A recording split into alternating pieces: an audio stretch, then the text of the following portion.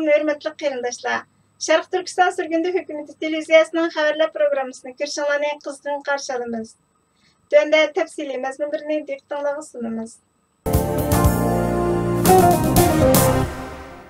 Sharq Turkiston Cumhuriyeti Surgundi Hukumatining Cumhur Raisi G'ulom Osmon Efendi 2021 yil 3 noyabr kuni Qozog'iston prezidenti To'qayevga Panjim vaqasidan keyin Qozog'istondagi Uyg'urlarni qo'g'lashga murojaat qilishga aloqador ochiq maktub yo'lladi. Maktubda mundaq deyiladi: Hurmatli prezident To'qayev, Sharq Turkiston Surgundi Hukumati nomida eng oldi bilan Sharq Turkiston xalqiga vakolatan Qozog'iston va uning xalqining 2021 yil 16 dekabr Qozog'iston Cumhuriyati qurilganligining 20 yillik xotir kunini chin ko'nglimdan oldin ola tabriklayman. Biz shuningga inchiklik bilan diqqat qildikki, mustaqillik ro'yi Qozog'iston hukumati va Qozog'iston xalqiga qisqa vaqt ichida sonsizlagan tarixiy burilish nuqtasiga ulanish uchun g'oyat zo'r ishonch va muvaffaqiyat qozonish iqtidori ato qildi. O'tgan 30 yil ichida Qozog'iston O'rta Osiyo va boshqa joylardagi davlatlarga ulgu bo'ladigan gullangan tinch bir kelajak yaratish uchun o'zliksiz taraqqiy qildi. Tarix isbotlagandek, qozoqlar va uyg'urlar Sharq Turkiston va Qozog'iston tuproqlarida birlikda yashagan, o'xshash tilda so'zlashgan, o'xshash kultur, din va tarixiy jarayonlarni boshdan kechirgan, siyosiy, tabiiy va ijtimoiy xirislarga o'rtaq taqobil turib kelgan. Bo'libmi eng yaqinqi tarixda, ya'ni 1940 yillarda Uyg'ur, Qozoq, Qirg'iz, O'zbek, Mo'ng'ul qatorliq turk irqiga mansub bo'lgan va ya bo'lmagan millatlar Xitoy ishg'oliyatiga qarshi birlikda kurash qilib, ikkinchi qatam Sharq Turkiston Jumhuriyatini g'alabali qurib chiqdi. Bu birlik va ittifoqlik ularning o'rtaq turk kultur merosi, hurlik irodasi, baxtlik va bayashat bir hayotga bo'lgan intilishining mahsuli edi. Bu ikki millat o'rtasidagi ittifoqlik va qarindoshlik ro'yi hech bir zaman o'lmadi. Garchi Sharq Turkiston 1949 yili Xitoy tajovuzchilari tomonidan ishg'ol qilingan bo'lsa-mu, Qozoq va Uyg'ur xalqi o'rtasidagi munosabat borgan sari qo'yiqlashdi va o'zaro manfaat yetkazish asosida davomlashdi. Sharq Turkistonda ko'p sonda Qozoq aholisi o'ltiraqlashgandek, Qozog'istonda ko'p sonda Uyg'ur aholisi o'ltiraqlashgan. Har ikkala millat mayli Qozog'iston va ya Sharq Turkiston bo'lsin, o'zlari tug'ilib o'sgan davlatni o'zlarining uyi deb biladi. Har ikki millat mayli Sharq Turkiston va ya Qozog'iston bo'lsin, o'zlarining davlatining taraqqiyoti, xalqimizning gullab yashnashi uchun tegishli hissasini qo'shadi.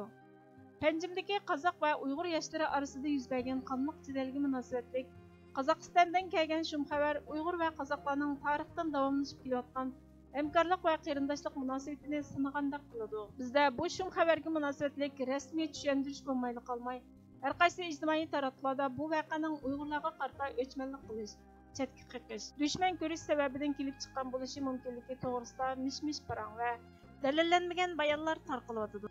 Bu voqea chet elda yashayotgan Uyg'urlarni qattiq andishlantirdi. Biz jiddiy, unumli hal qilinsa, ta'sir doirasining texmi kengayib, texmi ziyonliq, pushaymonni to'ldirg'ili bo'lmaydigan oqibatga aylanib qolishdan ansiraymiz. Agar bu masala muvofiq bir taraf qilingan ahvol ostida Uyg'ur va boshqalarning Qozog'iston qonun sistemasiga bo'lgan ishonchisini zedlab, hamkorlik va qarindoshlik tarixiy rishtamizni buzg'unchilikqa uchratishidan qo'rqamiz. Biz yana buning Qozog'istonda ichki ma'lumotchilik chiqarish orqali voqeaning ta'sir kuchi va kontrolligini oshirishni maqsad qilgan yomon g'arazlik chet el kuchlarining qo'liga tushib qolishidan ansiraymiz.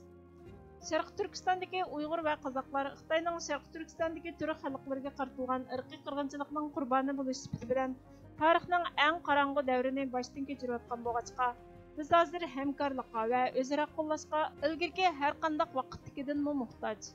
Biz ittifoqlashsak o'rnimizdan tura olamiz, bo'linsak yiqilamiz. Shuningdek, biz Qozog'iston hukumatini Panjimdagi voqeani to'liq tekshirishga, mas'ullarni sotlashga, Qozog'istonda yashaydigan Uyg'urlarning hayoti, mol-mulki va huquqini qo'g'dashga chaqiramiz.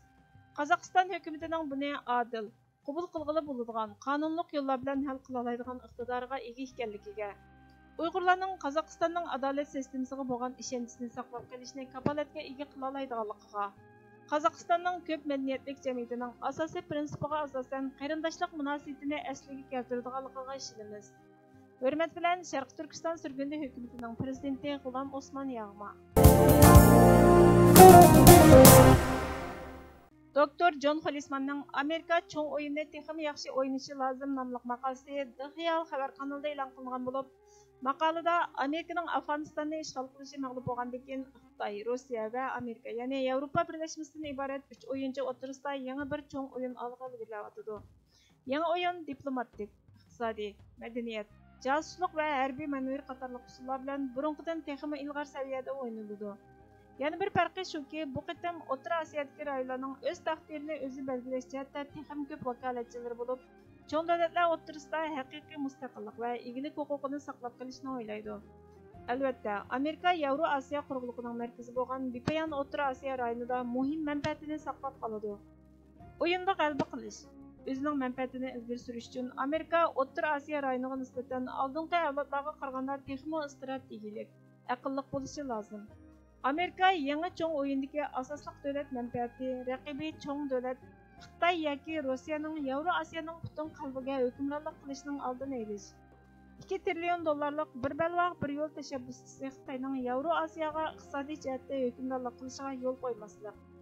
Yangi cho'ng o'yin Amerikani mushu qo'sh strategik majburiyat fursati bilan ta'minlaydi. Amerikaning Afg'onistondan chekinishidan keyin Xitoy bilan Rossiya bu rayonda raqobatlashib qolgan bo'lsa-mu, Rossiya yanada ustun turadi. Rossiya va Amerika Xitoyning Yevro-Osiyo quruqligiga hukmronlik qilishdan qo'rqadi.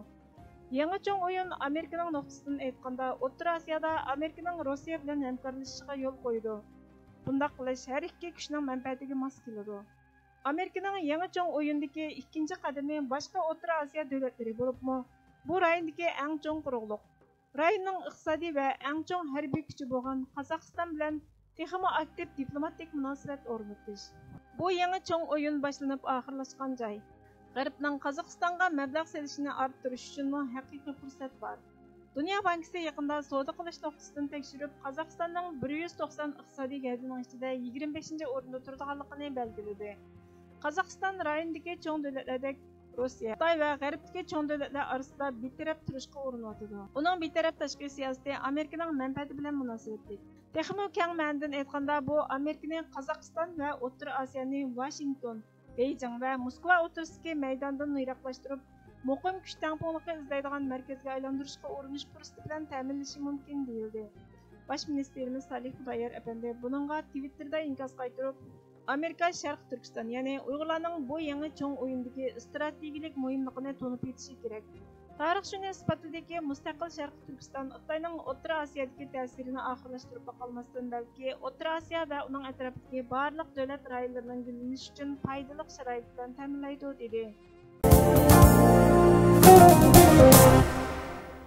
Düşmaningni to'nig'inki, uning o'tmishda sening ajdodlaringga, qahramonlaringga, olimlaringga, mutafakkirlaringga, hech bir gunohsiz va ma'sum avlodlaringga, tuproqlaringga, madaniy meroslaringga nimalarni qilganligi esingdan chiqmasin.